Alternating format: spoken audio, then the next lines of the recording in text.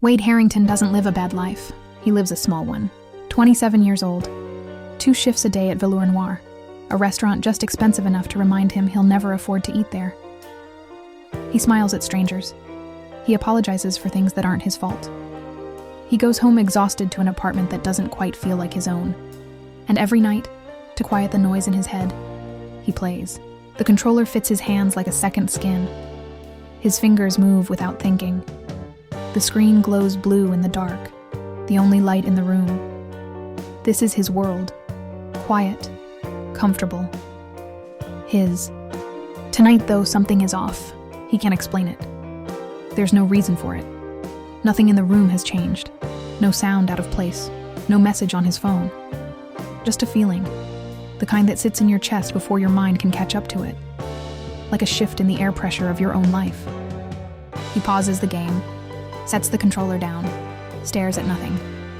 He doesn't know why yet. He doesn't know that across the city, in an office that doesn't appear on any public record, his photograph is sitting on a desk, and someone is considering him. The following evening at Velour Noir starts like every other. Tables, smiles, orders, repeat. Then the front door opens. 2 men walk in, not customers. Wade knows the difference immediately. Customers look around with curiosity. These men scan. One sweeps the corners in a single practiced motion. The other positions himself near the exit without making it obvious that's what he's doing. A look passes between them. Wordless. Efficient. The private language of people whose job is to watch rooms before anyone else enters them. A weight settles in Wade's chest before he can explain it. Then the door opens again. The room changes. Not loudly. Not dramatically. It's more like a shift in pressure. Conversations lose their rhythm. Glasses pause mid-air. Even the music seems to pull back, as if making space. Wade turns toward the entrance.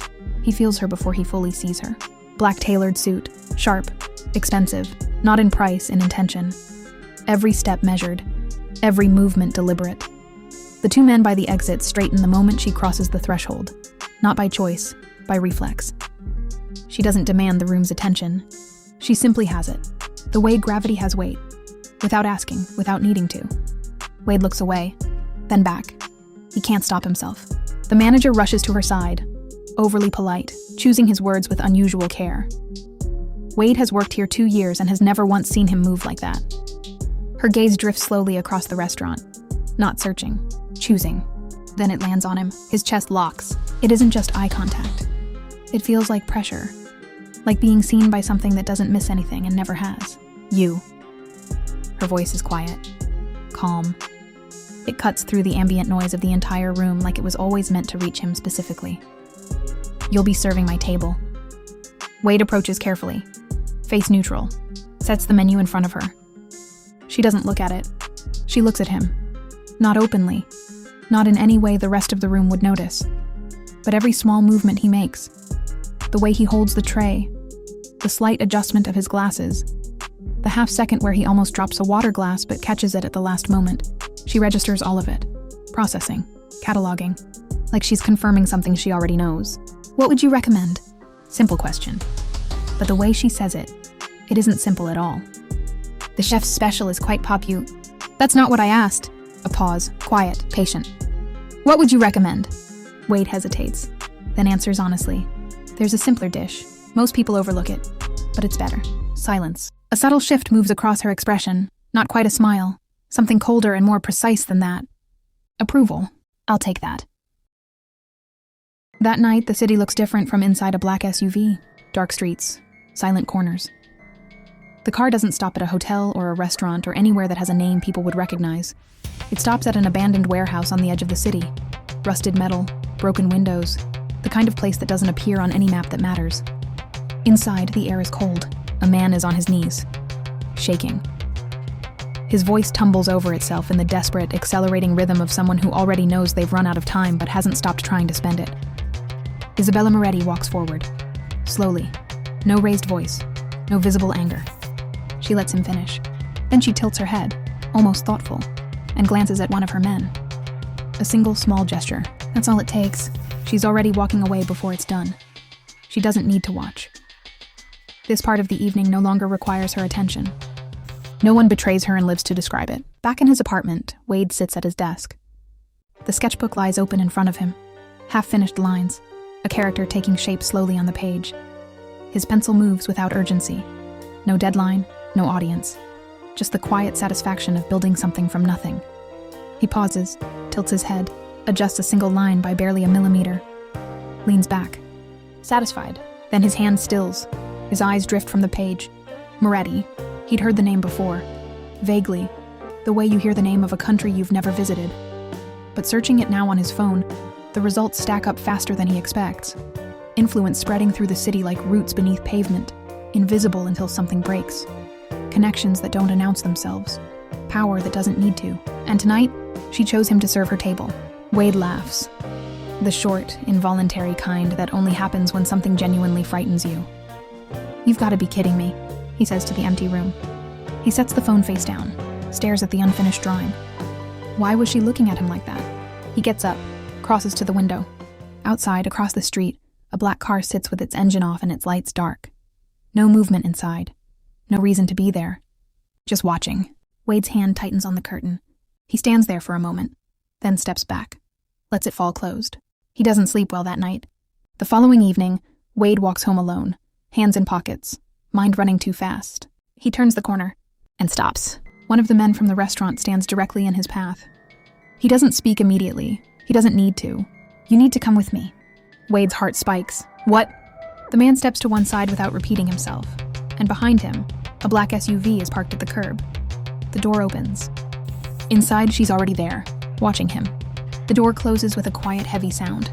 Wade sits frozen. The air inside the SUV feels controlled, pressurized. The same sensation from the restaurant, but now there's no crowd to disappear into, no role to perform. Just him. And her. He doesn't know where to look. "Relax." Her voice is even. "I'm not going to hurt you." Wade exhales unevenly. "With all due respect, you don't exactly feel reassuring." A pause. Then, barely, the faintest trace of a smirk. "That's fair." The quiet stretches. Wade's mind races. He forces himself to speak. "Why am I here?" "Because I need something." From me?" "Yes." His chest tightens. "I don't even know what this is. I'm going to make you an offer." His stomach drops. "You become my husband." Silence. Wade stares at her. A short disbelieving sound escapes him, not quite a laugh. "What?" "You didn't mishear me." The sound dies completely. "You're serious?" "Completely." He leans back slowly, running a hand through his hair. Processing. Failing. "You don't even know me." "I know enough." He opens his mouth, closes it, tries again. "Why would someone like you need someone like me?" Isabella doesn't answer right away, and somehow, that pause is worse than any answer would have been. Wade shifts. "Look, if this is some kind of..." "It's not." Her tone doesn't rise, doesn't need to. He exhales slowly, then explain it. She looks at him, directly this time. No distance, no distraction, just focus. "You're invisible." Wade frowns. "I'm sorry?" "No enemies, no connections, no history that matters to anyone." She speaks the way someone reads a list of confirmed facts. People like you move through life unnoticed. A small, uncomfortable breath. That's not exactly a compliment. It's not meant to be. A slight pause. It's useful. Useful for what? Marriage. He stares at her. You need to be married. It stabilizes certain situations. Business, power. The right kind of marriage removes specific vulnerabilities before they become threats. So you just pick someone random? Not random. Her eyes hold his. Carefully chosen. A pause. Quieter now. You were decided on before you ever served my table. That one lands differently. Wade goes still for a moment. And in that stillness, something shifts in the car. Something small, but real. He isn't performing calm anymore. He's just sitting there, genuinely caught off guard. And there's something in the unguarded honesty of that expression that Isabella hasn't accounted for. She had expected disbelief, calculation, eventual agreement driven by self-interest. She hadn't expected this. The way he looked at her without strategy, without ambition, just confusion, clean and unperformed. Different. She noticed it. The same way she had noticed it at the restaurant. The answer given honestly, the glass caught without thinking. Small things. The kind of things people reveal when they aren't trying to reveal anything. She let the thought surface for just a moment, then filed it away. It doesn't matter, she told herself. It's useful, that's all. But even as she thought it, she wasn't entirely sure it was true. There are conditions, she continues, her voice unchanged.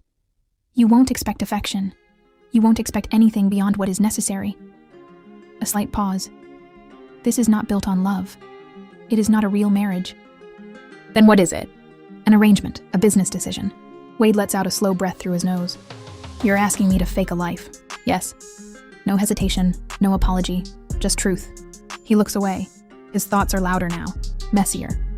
This is insane. This is dangerous. This is... You don't have to decide now, she says. The car slows.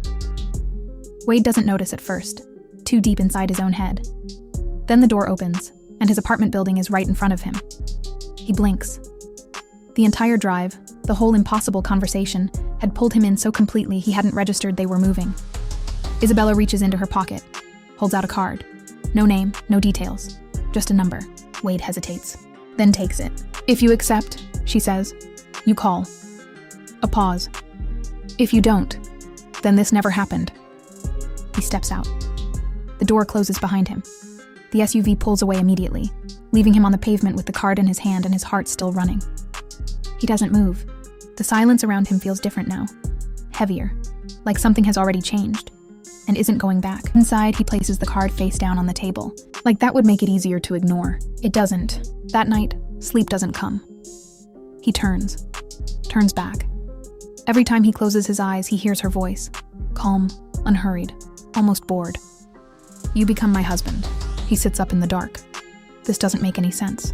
But the thought stays. The next 2 days are a quiet kind of unraveling.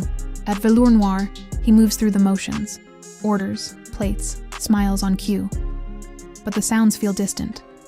At one point, a customer speaks directly to him and he registers none of it. Sir? Sorry.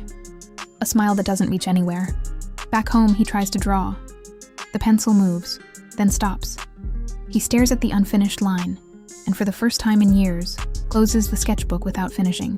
He picks up the controller, starts a game, puts it down 3 minutes later. The silence fills the room immediately like it was waiting. On the second day, he stands in front of the bathroom mirror before work. Really looks at himself. Tired eyes, slouched posture. The kind of face people forget 10 seconds after passing it on the street. Invisible. The word just sits there. He doesn't push it away. That evening, the card is still on the table.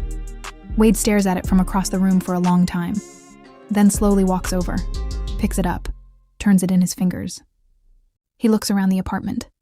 Same walls, same silence, same routine that will be waiting tomorrow and the day after, and every day after that, each one indistinguishable from the last.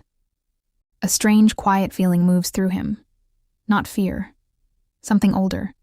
The kind of frustration that lives underneath years of it's fine, compressed down until it becomes part of the floor you walk on.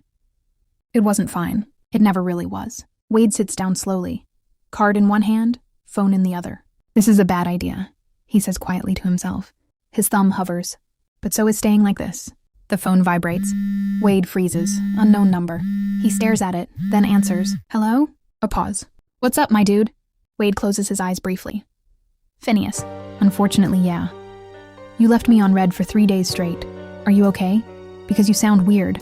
And I mean that with love. You always sound a little weird, but this is like elevated weird. Something happened. The rambling stops, just like that. What kind of something? Wade glances around the empty apartment. Not over the phone. A beat. Quieter now. That bad? Yeah. All right, I'm coming over. Try not to spiral further before I get there. Phineas arrives like he always does, slightly out of breath, scanning the apartment before the door is fully open, wearing an expression that's trying to be casual and not quite managing it. He takes one look at Wade and drops the act entirely. Okay, you look terrible. What happened? Wade sits, runs a hand through his hair. I met someone. Phineas waits. She asked me to marry her. A slow blink. He stops, studies Wade's face, the absence of a punchline. You're serious? Yeah, but... He raises a hand. No offense, genuinely. But you? You can barely commit to a character class, man. The joke lands nowhere. Phineas clocks it immediately. Sits forward. The humor leaves his face like someone turned a dial. Tell me everything. he says quietly. So Wade does. The restaurant, the car, the offer, all of it. Phineas doesn't interrupt once, which for Phineas is something close to extraordinary. When Wade finishes, the room feels heavier than when he started. Okay, Phineas says slowly. That's not normal. Yeah, this isn't just weird, Wade. This is dangerous. You don't know what you're walking into. You don't know what she's actually capable of. I know. Do you? Phineas leans forward. Because I know the look on your face right now, and it's not the face of someone who's about to say no. He pauses. When he speaks again, his voice is quieter. I get it. Your life right now. I know it's not what you wanted. I know that. He shakes his head. But this isn't a solution. It's a gamble. And this isn't a game you can quit when it stops being fun. The silence between them stretches. Then Phineas leans back, exhales. I'm not telling you what to do. He meets Wade's eyes. But if you're asking me, don't. The door closes behind Phineas with a soft click. Wade stands in the middle of the apartment, listens to the silence close back around him. Then his eyes drift to the table. The card, still there, still waiting. He walks over, picks it up. Don't, Phineas's voice, clear as anything. But underneath it, quieter, older, and heavier than anything Phineas said. Something else entirely. I'm tired of being invisible. He picks up his phone, dials before he finishes the thought. It rings once, twice. Click. Took you long enough. Calm, unhurried, like she already knew. Wade steadies his voice. Before anything else, I want to meet you properly. Not in a car, not on your terms. I want to actually understand what this is. A silence on the other end. Then, interesting. A pause. Fine. The line goes dead. Wade stares at his phone. She hadn't said where or when. 30 minutes later, there's a knock at his door. He opens it and goes completely still. Isabella steps inside without an invitation, without hesitation, like the threshold simply doesn't apply to her. She moves through his apartment, his second-hand couch, his half-empty shelves, the sketchbook still lying closed on the desk, and surveys it with the quiet ease of someone who has already seen all of this before. Because she has. She knew the layout before she arrived. She knew the sketchbook, the gaming setup, the double shifts. She had known all of it before he ever carried a tray to her table, the surveillance car, the weeks of study. None of it, had been accidental. She sits. You wanted to meet. Wade sits across from her. You said it's business. I get that, but that's not the whole story. It can't be. A pause. Something moves through her expression. Too controlled to name, too present to ignore. Good, she says, smarter than I expected. She lets the words settle before continuing. My father believes in alliances, binding power together before it can turn against you. He built everything that way. Her voice carries no contempt, just distance. He wants me to marry into power, create alliances, share access. Her expression stays steady. I won't. If I marry someone from my world, I give them leverage, a foothold. She looks at Wade directly. If I marry you, I give them nothing. So it's still strategy, Wade says, just yours instead of his. Yes. The silence that follows has weight in it. Did that answer your question? Yes. Good. She stands in one smooth motion, already moving toward the door, then pauses at the threshold, turns back, just slightly. Tomorrow. Don't go to work. You'll receive an address. Her eyes hold his for one moment longer than necessary. Be there. Then she's gone. He doesn't go to work the next morning. He waits, something he's never been particularly good at, until his phone buzzes with a single message. A location. No explanation. No name. He takes the bus.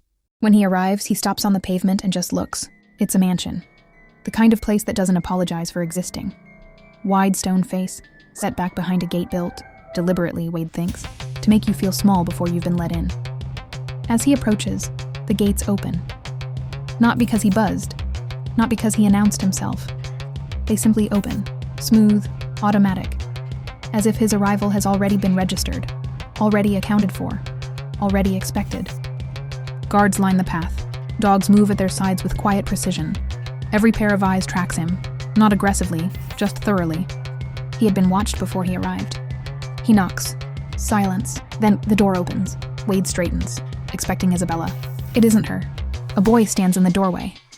16, maybe younger. Sharp eyes, jaw set. He looks Wade up and down with slow, deliberate judgment, the way someone looks at something they've already decided is beneath them. A small scoff. Pathetic. Wade blinks. Excuse me? Gabriele? Isabella's voice from somewhere inside. Cold. Controlled. Let him in.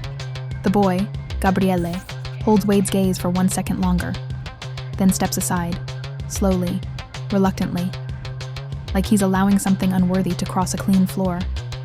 Wade walks in. The space opens up, and there they are.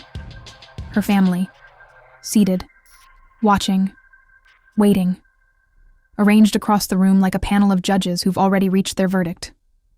"Aye," Wade says. It sounds exactly as out of place as it feels. Her father doesn't stand. He looks up from his chair with the particular stillness of a man who has never needed to raise his voice to be frightening. His eyes move across Wade slowly, taking inventory. This is him? A pause. This is what you chose? I've made my decision. Isabella's voice, even. Her father's gaze sharpened slightly. He agreed? That wasn't what he expected. Wade can see it. He'd anticipated resistance, negotiation, a man who needed convincing. Instead, he got someone who said yes. That surprises him more than the choice itself. He shifts his attention to Wade. Do you understand what you're stepping into, boy?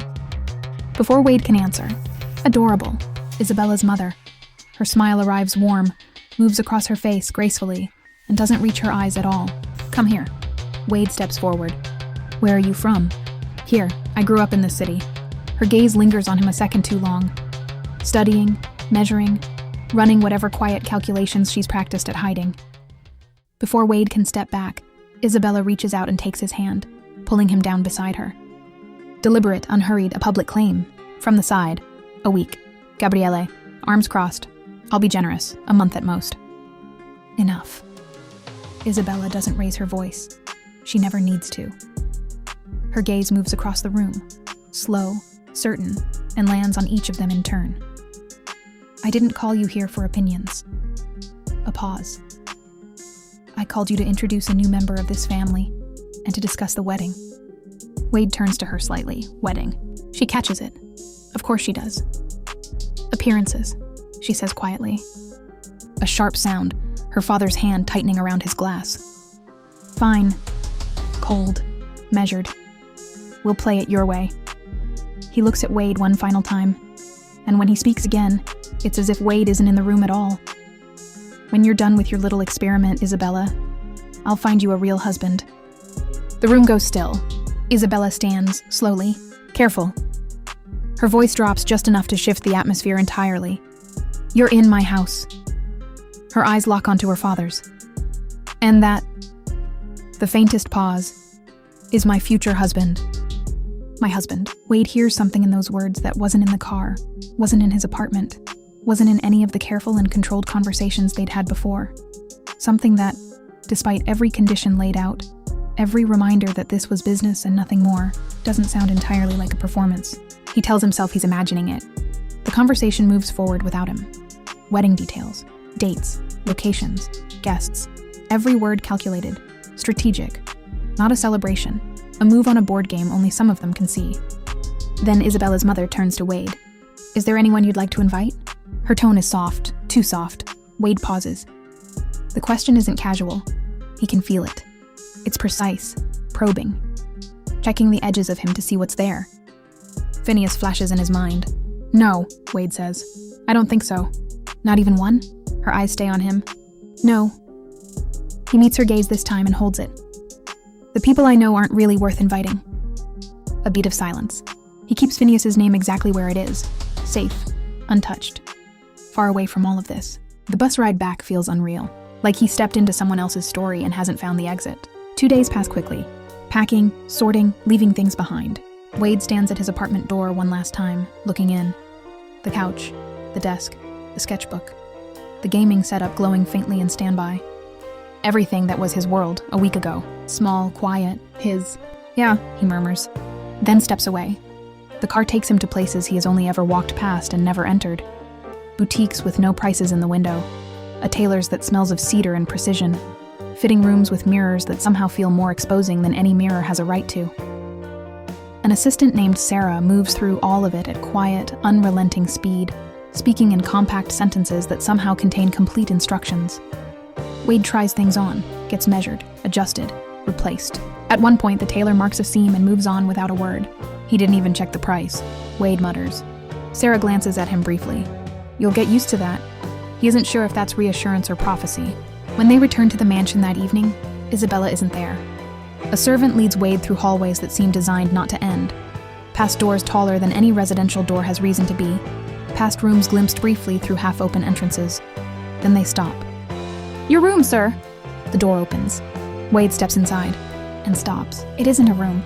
It's space, light, air. A ceiling that doesn't press down. A balcony running along the far wall, open to the city beyond.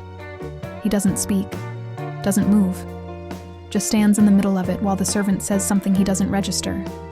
And then the footsteps recede, and the door closes, and he's alone in a room larger than his entire apartment. Slowly, like fast movement might shatter it, he walks toward the balcony. The glass door opens without resistance. Cool air hits his face, clean, quiet. He steps outside. The city stretches out in front of him. Lights coming on across the skyline, buildings rising in every direction, the streets below carrying the small moving shapes of people who have no idea he's up here looking down at them. The same city, he thinks, the same streets he walked every day.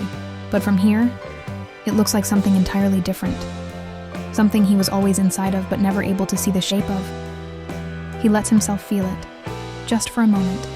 The difference, the impossible vertiginous distance between the man who worked double shifts and couldn't afford to eat where he worked, and whoever is standing on this balcony right now. A breath escapes him. Almost a laugh. Almost. Then the words come back. Arranged, loveless, a business decision. Wade's hands tighten on the railing. He looks down at the streets below. People moving. Cars passing. The world continuing exactly as it always has. Indifferent and unchanged. That world is still there. It just isn't his anymore. What did I just do? He whispers. The wind moves past him, carrying the question out into the dark. No answer comes. Behind him, the room waits. Warm, still, and impossibly quiet. Wade doesn't go back inside yet.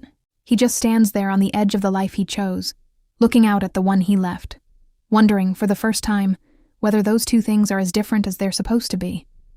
Hey everyone, thank you so much for watching all the way to the end. This story is completely original. It's something I wrote myself. The visuals you saw were created with AI tools, but the narrative is all mine. I really appreciate your support. If you enjoyed it, please like, comment, and subscribe or follow, and I'll catch you in the next one.